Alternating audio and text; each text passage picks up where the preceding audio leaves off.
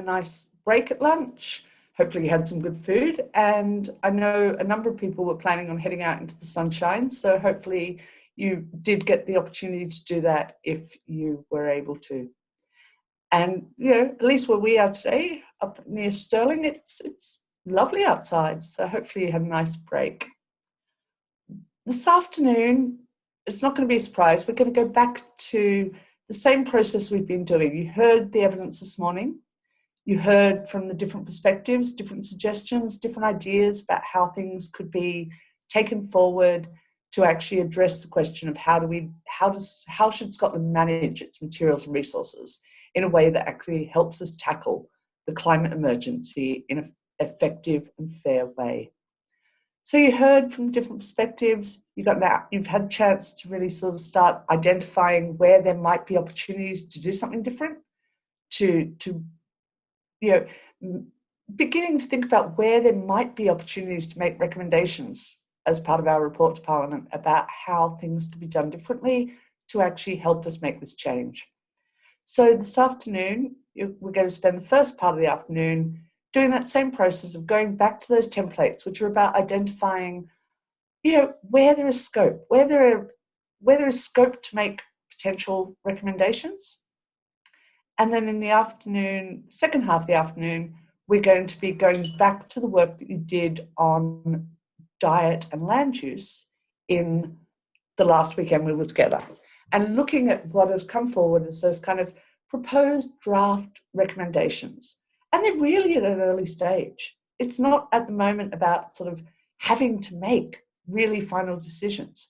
We've got time to keep coming back to these recommendations, look at them in light of all the new things that you've learned even since you did the last weekend together, and be able to think, well, actually, where can we have the most impact? Where can we really target recommendations that are going to make a difference and help us in Scotland deliver the types of change that I think we've all been talking about? And I'm really aware that, some people are finding this whole thing a bit stressful. The more you're thinking about the climate emergency, the more, thinking about, well, the scale of change that might need to happen to really effectively take us forward. It can be a bit daunting. So just that reminder that apart from, we're going to have time, we're going to work through this, but that reminder, if you are finding it stressful, if you are finding it's sort of being a bit of a burden on you, and you're getting sort of upset or concerned or having any of these sort of emotions around climate anxiety that we talked about in the second weekend, that there is support available, and to get in contact with the support team or the conveners, and we'll be able to link you up with some additional support and people to talk to about this sort of things. Okay, now, as you all know, you all voted overnight about whether we should have a 7th weekend. So I'm going to show you the results of that vote now. So just give me a second to share my screen. So that was the question. Should Scotland's Climate Assembly meet for a 7th weekend? And the results of the vote, for some reason it's not coming up properly, but that'll do. So the results of the vote, and thank you all very much for taking part in it, because all of the members took part in the vote, shows that actually 86% of you have agreed that we should meet for a 7th weekend. And so we will be taking forward that weekend on the 20th and 21st of March. So what this will do too, and I know some people are concerned, and some of the groups that I dropped in on, we're talking about the fact of we're feeling like we're rushing these recommendations. This will give us a bit more time to actually slow down that process of developing recommendations, and make sure there are opportunities where you are looking for additional information, or you need a bit more detail about some of the things that you're considering, that we can bring people who have that knowledge into your rooms, into your groups, into your discussions, so that you'll have the opportunity to talk with them and really make sure that you're confident that the recommendations that you're proposing are actually going to be the most effective and the most fair. So I think probably don't need to hear anything more from me. I think it's about time that we will be able to get you into your breakout rooms. It's a bit quicker, so there might be a small delay. Some people are still just coming in through the waiting room. We'll get you all into your breakout rooms as soon as we can. Production team, Jess, are we ready to open the breakout rooms? Yeah, all good to go. Great. So off you go, and you'll start doing that process of looking where there is opportunity to really think about making recommendations. We'll just give people just a few more seconds to get back from the break, and then we will get started again.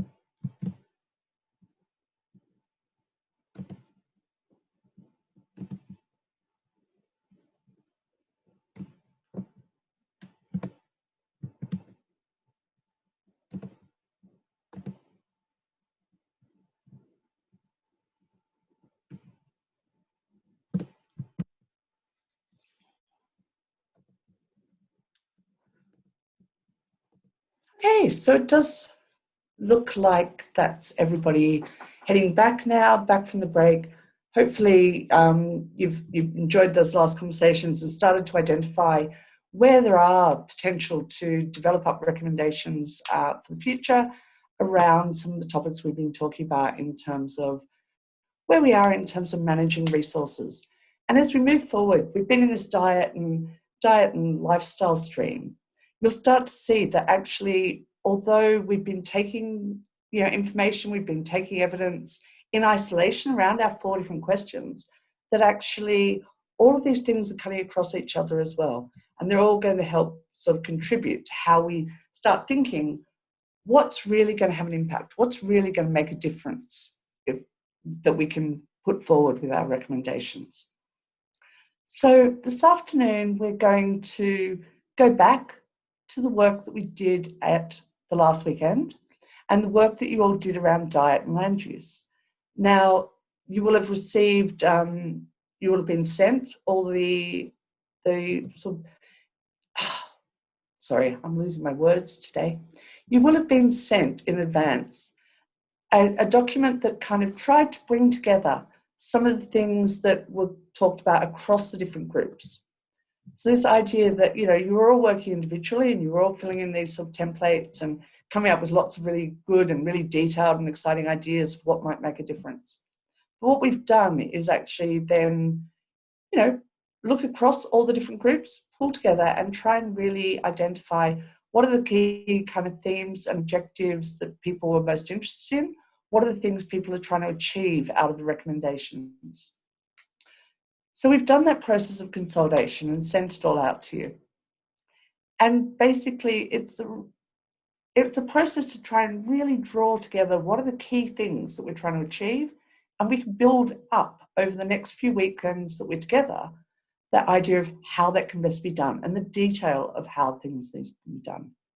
And I think we need to think when we're talking about these recommendations that actually, we're not necessarily going to be the experts in the detail of how they need to be implemented. We know what we want to achieve, and we can make recommendations of things that government and other agencies and individuals need to do.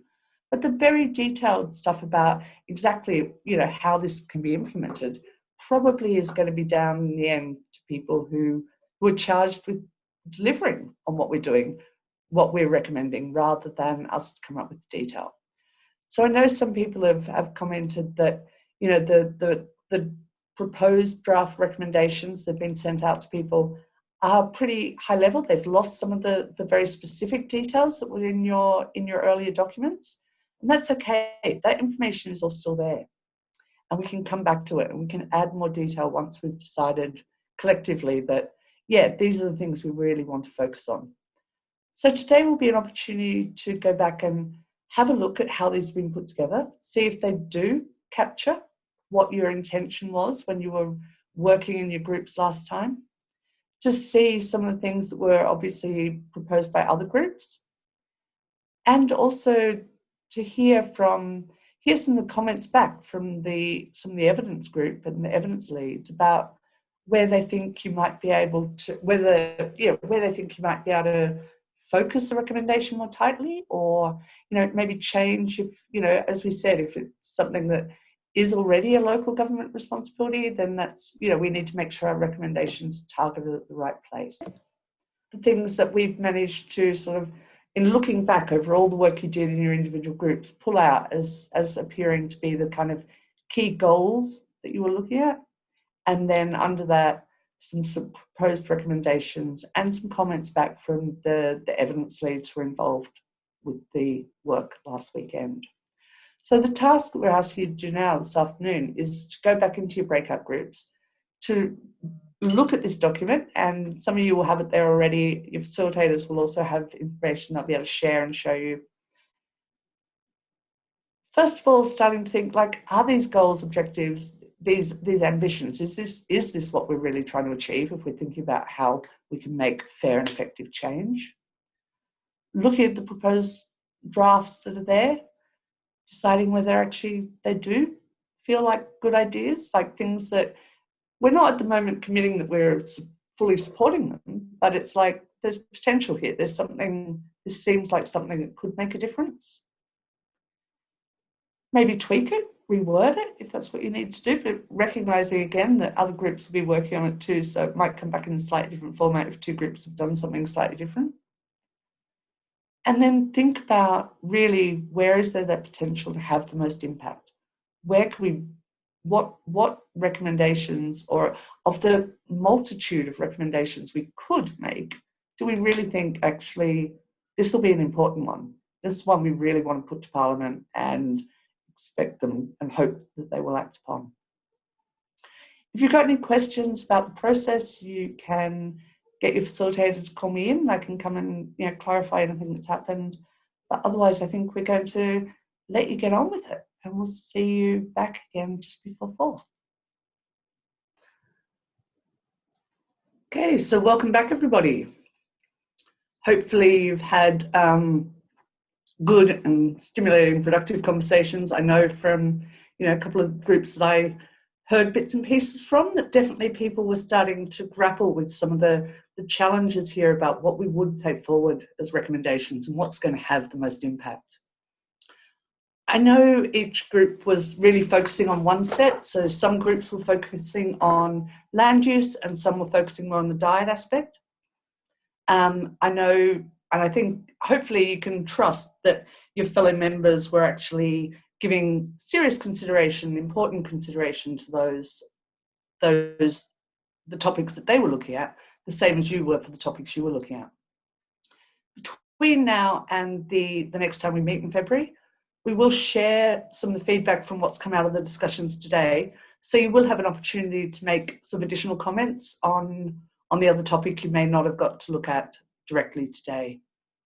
And again, this is not near the final part of the process. You know, we've got a long way to go still to really make sure that we are putting together an effective set of recommendations that will help us challenge the climate emergency in a fair way.